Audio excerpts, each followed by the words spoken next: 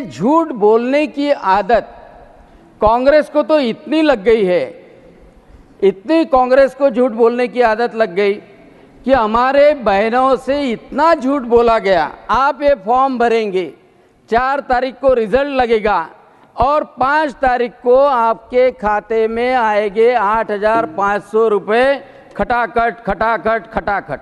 अब महिलाएं जा रही कांग्रेस के ऑफिस में, अब महिलाएं जा रही सांसद के ऑफिस में, उनको बोल रही आपको तो चुन के दिया, 5 तारीख भी आ गई, अब हमारे पैसे निकालो फटाफट फटाफट फटाफट।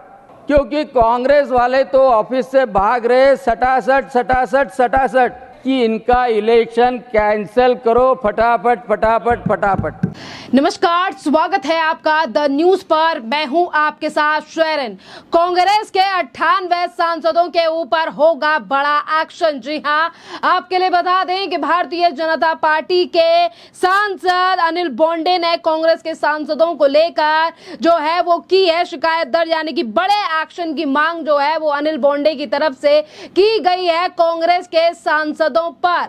जो कांग्रेस चुनाव से पहले कहती थी कि पैसे देंगे खटाखट, आज जब जनता उनसे पैसे लेने जा रही है तो भाग रहे हैं फटाफट। जी हाँ, ये बात कहकर जो है वो सांसद ने आज कांग्रेस के ऊपर हमला बोला है और कांग्रेस के सांसदों के खिलाफ एक्शन की मांग भी की गई है। अब देखना अहम रहेगा कि एक्शन होता है या नहीं, पर मांग जो है वो कर दी गई है।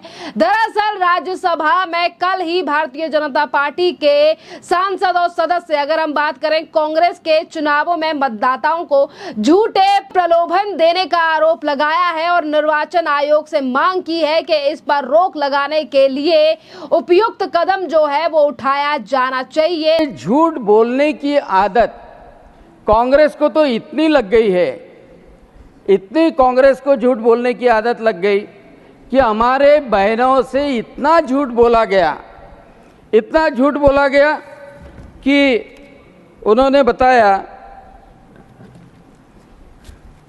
बार बार बताया। मैं आपको बताता हूँ, झूठे प्रलोभन देने की आदत इतनी लग गई कि सभी जगह पे जहाँ कांग्रेस के उम्मीदवार खड़े थे वहाँ बहनों के पास जाके, हमारे सिस्टर लोगों के पास जाके वो बोलते थे कि एक फॉर्म भरो, हमने फॉर्म छपवाए हैं, आप ये फॉर्म भरेंगे, 4 तारीख को रिजल्ट लगेगा और 5 तारीख को आपके खाते में आएंगे 8,500 रुपये खटाखट खटाखट खटाखट खटाखट खटाखट रुपये आएंगे।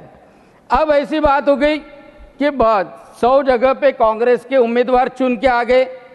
अब महिलाएं जा रही कांग्रेस के ऑफिस में, अब महिलाएं जा रही सांसद के ऑफिस में, उनको बोल रही आपको तो चुन के दिया, 5 तारीख भी आ गई, अब हमारे पैसे निकालो फटाफट फटाफट फटाफट। पूछ रहे कि अब हमारे पैसे निकालो फटाफट फटाफट, लेकिन वहां से कांग्रेस वाले भाग रहे। सभापति जी, वो महिलाओं का दुख बहुत बड़ा है, क्योंकि प्रलोभन दिया गया कि 8,500 रुपये उनके खाते में डाले जाएंगे, हमारा सांसद चुन के दो। उन्होंने चुन के दिया। मैं आपसे अपील करता हूं, क्योंकि कांग्रेस वाले तो ऑफिस से भाग रहे सटासट सटासट सटासट, लेकिन मेरा कहना ऐसा है कि इनका इलेक्शन कैंसिल करो फटाफट फटाफट फटाफट। सच में, क्योंकि जो प्रलोभन देने के बाद में वोट लेता है तो ये चुनाव का आचार संहिता का भंग है। इसी के साथ अनिल बोंडे ने कहा है कि इस प्रकार से जीत करने वाले सांसदों की सदस्यता रद्द कर देनी चाहिए। जी हां, सीधा सीधा हमला जो है वो बीजेपी के नेता अनिल बोंडे ने कांग्रेस पर कसा और आरोप लगाया कि उनकी आदत भ्रष्टाचार करने की है और पकड़े जाने पर कांग्रेस वाले जो हैं वो एजेंसियों पर सवाल उठाने लगते हैं और न्यायिक व्यवस्था की आलोचना करते हैं और एक तरफ आलोचना करते हैं तो वहीं दूसरी तरफ न्याय व्यवस्था पर सवाल उठाने से भी परहेज नहीं करते हैं। और ये तमाम बातें बीजेपी के नेता अनिल बोंडे ने उच्च सदन में राष्ट्रपति के अभिभाषण धन्यवाद प्रस्ताव में कहीं और इसी पर चर्चा भाग लेने पर उन्होंने जो है ये सीधे सीधे तौर पर कहा है कि कांग्रेस के नेताओं पर एक्शन होना चाहिए। लोकसभा चुनाव का उल्लेख करते हुए अनिल बोंडे ने कहा कि अब उस झूठे प्रलोभन की आदत पड़ गई है, जहां कांग्रेस के उम्मीदवार थे वहां लोगों को यह कहते हुए फॉर्म भरवा लिया गया कि पार्टी के उम्मीदवारों की जीत पर उनके खातों में 8,500 रुपए खटाखट आएंगे। और आज जब कांग्रेस के नेताओं के पास जनता जा रही है, कांग्रेस के दफ्तर के बाहर लोग जा रहे हैं, तो यही कांग्रेस के नेता सटासट भाग रहे हैं। जी हां, अभी हमने कुछ दिन पहले देखा कि देश के कई जगहों पर कांग्रेस के दफ्तर के बाहर बड़ी संख्या में महिलाएं, खासकर मुस्लिम महिलाएं, सांसदों और कांग्रेस कार्यालयों पर पहुंच रही हैं और उनसे कह रही हैं कि पैसे निकालो फटाफट। लेकिन कांग्रेस वाले भाग रहे हैं सटासट। और आपके लिए बता दें कि जहां एक तरफ कांग्रेस के ऊपर ये तंज कसा गया है अनिल बोंडे की तरफ से, तो वहीं दूसरी तरफ अनिल बोंडे ने कहा कि मेरा कहना है कि इनका निर्वाचन रद्द करो फटाफट। प्रलोभन देने के बाद जो वोट लेता है वो ये आचार संहिता का उल्लंघन है, इसीलिए कार्रवाई होनी चाहिए। मैं मांग करता हूं कि जहां पर भी प्रलोभन दिया गया है, उनके नेता ऐसे ही बोल रहे थे कि खातों में रुपए आएंगे खटाखट। मैं चुनाव आयोग से इस संबंध में अपील करता हूं। और कांग्रेस के पूर्व अध्यक्ष राहुल गांधी ने लोकसभा चुनाव के दौरान अपनी जनसभाओं में कहा था कि अगर चुनाव में उनकी पार्टी जीतती है तो जुलाई 2024 की सुबह गरीब परिवार की महिलाओं के खाते में 8,500 रुपए दिए जाएंगे। और देखिए, चुनाव के वक्त पर ये जो है यानी कि अफवाहें फैलाई गई, जिससे कि चुनाव जो है वो काफी ज्यादा प्रभावित हुआ। ये सीधे तौर पर कहकर राहुल गांधी के ऊपर भी सवाल जो है वो उठाया गया है।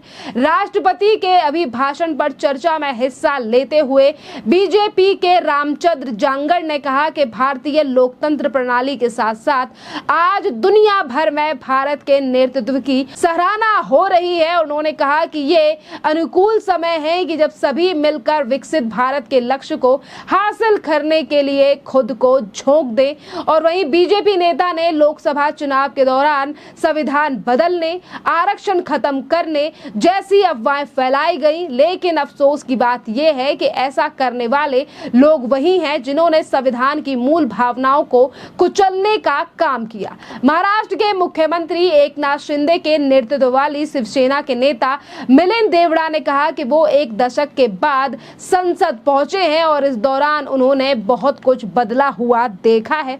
और इसी के साथ बीजेपी नेता ने कहा कि देश का संसद भवन नया है। जनजातीय समुदाय से ताल्लुक रखने वाली महिला आज देश की राष्ट्रपति है और एक चाय बेचने वाला और साधारण पृष्ठभूमि से आने वाला व्यक्ति देश का प्रधानमंत्री है। For the first time in India's history, we have an Adivasi woman president of India.